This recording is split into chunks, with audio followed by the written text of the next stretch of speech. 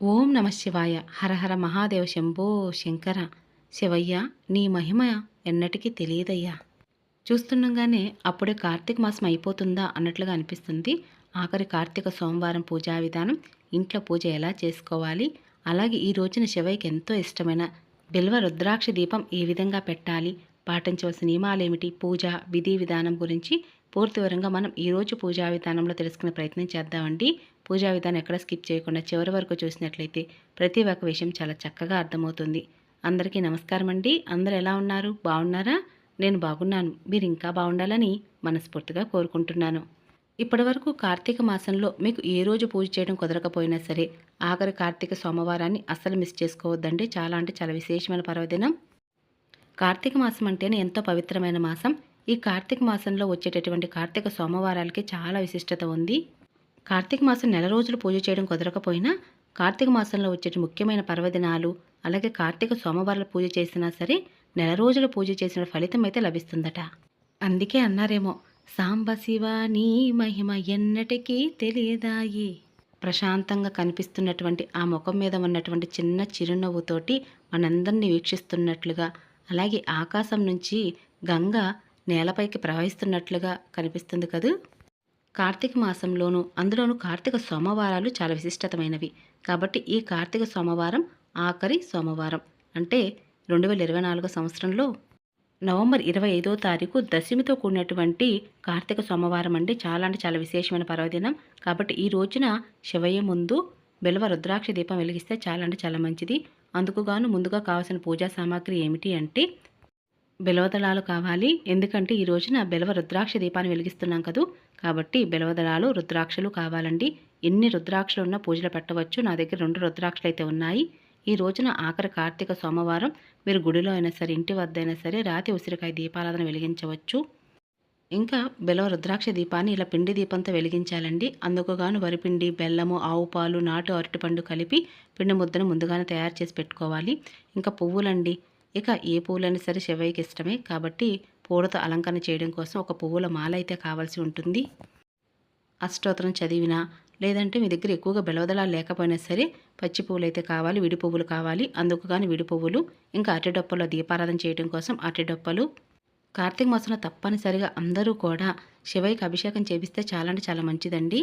ఆవు పాలు, తేనె, నెయ్యి, పంచదార, ఆవు పెరుగు, ఇంకా పసుపు, కుంకుమ, అగరబత్తులు, ఆర్తబిళ్ళలు, వట్టివేర్లు, కొబ్బరి బండం నీళ్ళతో కూడా అభిషేకం చేయించవచ్చు. అలాగే ఎన్నో రకాల పండ్ల జ్యూస్తో కూడా అభిషేకం చేయిస్తూ ఉంటారండి. ఇంకా అభిషేకానికి కావాల్సిన ధూప్ స్టిక్స్, గంధము, అరటిపళ్ళు, ఇంకా కొబ్బరికాయ ఇవన్నీ కూడా ముఖ్యమే. కాబట్టి ఇవన్నీ కూడా అభిషేకాన్ని తీసుకువెళ్ళవలసిన వస్తువులు. ఇంట్లో మీ దగ్గర శివలింగం ఉన్నా కూడా అభిషేకం చేయడానికి ఇవైతే కావాల్సిందేనండి. అందుకు గాను ముందుగా నేను ఈ 4వ కార్తీక సోమవారం వల్ల చేసేటువంటి పూజా విధానం ఎంత షేర్ చేయబోతున్నాను. ముందుగా శివపార్వతులు ఉన్నటువంటి చిత్రపటం పూజలో పెట్టుకోవాలి. ఇంకా ముందుగా విఘ్నేశ్వరుని అలంకరణ చేసుకోవాలండి.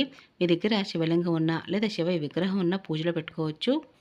ఈ రోజున ప్రత్యేకంగా అరటిడప్పుల్లో దీపారాధన, అలాగే ఉసిరి దీపాలు వెలిగించిన చాలా అంటే చాలా మంచిదండి.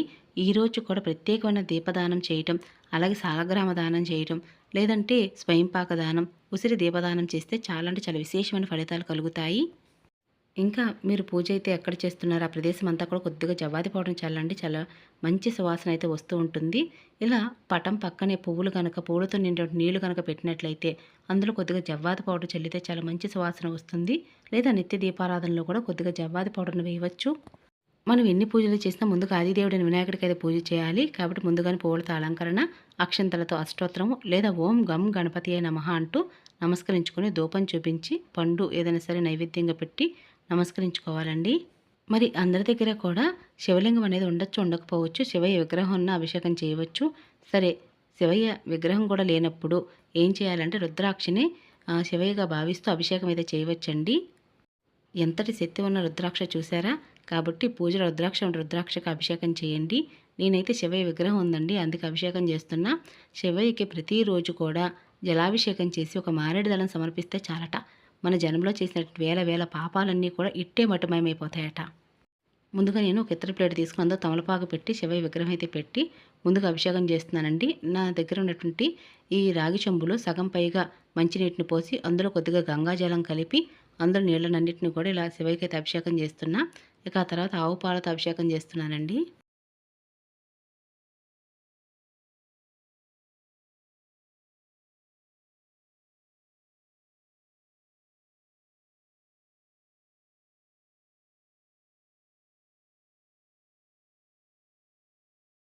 మనసుని నిర్మలంగా ఉంచి, ఈ కార్తీక సోమవారం వేళ ఉదయమే నిద్ర లేచి, తలంటు స్నానం చేసి, ఇల్లు వాకిలి శుభ్రం చేసుకొని, ముందుగా దేవుని మందిరం శుభ్రం చేసుకొని, పూజనైతే చేయడానికి ప్రయత్నించండి. అలాగే దేవుని మందిరం గనక చిన్నగా ఉన్నట్లయితే సెపరేట్‌గా పూజా పీఠాన్ని ఏర్పాటు చేసి, ఇంట్లోనే శివయ్యకి అభిషేకం ఈ విధంగా చేయవచ్చు. ఇలా అభిషేకం చేసిన తర్వాత కొద్దిగా జలాన్ని కూడా సమర్పించి, కొంచెం నీళ్ళని తీసి తల మీద చల్లుకోండి. మారేడు దళం ఉంటే మారేడు దళం సమర్పించండి. పంచామృతాలు గనక మీకు రెడీగా లేనట్లయితే విభూది నీళ్ళతో కూడా అభిషేకం చేయవచ్చు. ఇంకా శివయ్యకి మారేడుదలం సమర్పించి, ధూపం చూపించి, నమస్కరించుకొని మంగళహారతులైతే ఇవ్వాల్సి ఉంటుంది. ఈ విధంగా అభిషేకం చేయాలండి. శివలింగం ఉన్నా లేదా శివయ్య విగ్రహం ఉన్నా ఈ విధంగా అభిషేకం అయితే తప్పనిసరిగా చేయాలి. ఇలా అభిషేకించిన నీళ్లు చాలా పవిత్రమైన జలంగా భావిస్తామండి. కాబట్టి ఎక్కడ పడితే అక్కడ వేయకుండా ఆ జలాన్ని అంతటిని కూడా పచ్చని చెట్టు మొదల్లో వేయండి. అలాగే శివయ్య విగ్రహాన్ని కూడా ఒకసారి శుద్ధి చేసుకొని శుభ్రంగా తడి లేకుండా తుడిచి ఇక శుద్ధి చేసినట్టు శివయ్య విగ్రహాన్ని కూడా పూజలో పెట్టుకోవాలి. ఒక ఇతర ప్లేట్ మీద తమలపాకు పెట్టి ఆ పైన విగ్రహం కానీ మీ దగ్గర శివలింగం ఉంటే శివలింగం పూజలో పెట్టుకోవచ్చు. ఇక బిల్వ రుద్రాక్ష దీపం ఏ విధంగా వెలిగించాలి అంటే ముందుగా ఒక ఇతర ప్లేట్ తీసుకుని అందులో సగానికి పైగా బియ్యం పోసి ఒక బిల్వదళం పెట్టి ఒక బిల్వదళం కాకపోతే ఎక్కువ బిల్వదళాలు ఉన్నా సరే పూజలో పెట్టవచ్చండి. ఇక్కడ మీకు సులభంగా చూపిస్తున్నాను. ఒక బిల్వదళం అయితే పెడుతున్నాను. ఇక ఈ బిల్వదళం పైన నేను మరొక బిల్వదళాన్ని కూడా పెడుతున్నానండి. ఇలా ఎన్ని బిల్వదళాన్ని పెట్టవచ్చు. ఓం నమ శివాయ, హర హర మహాదేవ, శంభో శంకర అంటూ అందరూ కూడా ఈ విధంగా బిల్వదళాలను అయితే శివయ్యకి సమర్పించండి. ఆ ముక్కంటికి అనగా 3 కళ్ళు ఉన్నటువంటి ఆ శివయ్యకి ఈ త్రిదళం అంటే చాలా ఇష్టం అండి. కాబట్టి బిల్వదళాన్ని త్రిదళం అని కూడా అంటారు కదా. మరి ఈ పిండి దీపాన్ని ఈ విధంగా ముందుగానే సిద్ధం చేసుకున్నాము. ఇక ప్రమిదిగా తయారు చేసుకొని శివయ్య నామాన్ని పెట్టి నువ్వుల నూనెతో దీపారాధన చేయవలసి ఉంటుందండి. 2 ఒత్తులను ఒక ఒత్తుగా చేస్తూ 3 ఒత్తులైతే వేయవలసి ఉంటుంది. ఈ విధంగా దీపాన్ని అయితే సిద్ధం చేసుకోవాలి. నిత్య దీపారాధన వెలిగించాం కదండి. కాబట్టి అరటిడొప్పలో దీపారాధన అనేది ఇలా బిల్వ రుద్రాక్ష దీపం వెలిగించిన తర్వాత అయితే వెలిగించవచ్చు. ఇలా బిల్వ రుద్రాక్ష దీపాన్ని కార్తీక సోమవారాల్లోనే కాకుండా మిగిలిన సోమవారాల్లో కూడా వెలిగించవచ్చండి. చాలా విశేషమైన ఫలితాలు కలుగుతాయి. ఇంకా పూజకు అన్నీ సిద్ధం చేసుకున్న తర్వాత అగరబత్తులతో కానీ ఏకహారతితో కానీ దీపాన్ని అయితే వెలిగించవలసి ఉంటుంది. మనసు నిర్మలంగా ఉంచుకుంటూ శివయ్య మీద భక్తి శ్రద్ధలతో పూజ అయితే చేయవలసి ఉంటుంది. పూజలో లోపం ఉన్నప్పటికీ కూడా భక్తిలో అయితే ఎటువంటి లోపం ఉండకూడదండి. మనస్ఫూర్తిగా శివయ్యని అయితే పూజించవలసి ఉంటుంది. ఇక అరటిడొప్పల్లో దీపారాధన కూడా ముందుగా సిద్ధం చేసుకున్నాం కదా. అరటిడొప్పల్లో కూడా దీపారాధన చేయాలి. అలాగే ఉసిరి దీపాలు వెలిగించాలి. ఇన్ని దీపాలు మేము వెలిగించలేమండి పూజలో అనుకున్న వారు ఎవరైనా సరే నిత్య దీపారాధన వెలిగించి అలాగే బిల్వ రుద్రాక్ష దీపాన్ని వెలిగించండి. ఇక బిల్వదళాలు పెట్టుకున్నాం కదా, రుద్రాక్షలు కూడా ఈ పిండి దీపం పక్కనే పెట్టుకోవాల్సి ఉంటుంది. అప్పుడు బిల్వ రుద్రాక్ష దీపం అని అంటారు. ఈరోజు తప్పకుండా చదవలసిన స్తోత్రాలు ఏమిటి అంటే శివ అష్టోత్తరం చదవాలి, బిల్వాష్టకం చదవాలి, అలాగే లింగాష్టకం చదవాలి. కార్తీక మాసం అంటేనే హరిహరులకు ఇద్దరికీ ప్రీతికరమైన మాసం. కాబట్టి ఈ మాసంలో రాతి ఉసిరి దీపాలను దీపదానం చేయటం చాలా మంచిదండి. కాబట్టి ఈ రోజున దీపం వెలిగించిన దీపదానం చేసినా సరే చాలా పుణ్య ఫలితం అయితే లభిస్తుంది. అలాగే ఈ రోజున ఉపవాసం ఉండగలిగితే ఉపవాసం ఉండండి. చాలా అంటే చాలా మంచిది. కార్తీక పౌర్ణమి వేళ ఉపవాసం ఉన్నప్పటికీ కూడా కార్తీక సోమవారాల్లో కూడా ఉపవాసం ఉండవచ్చండి.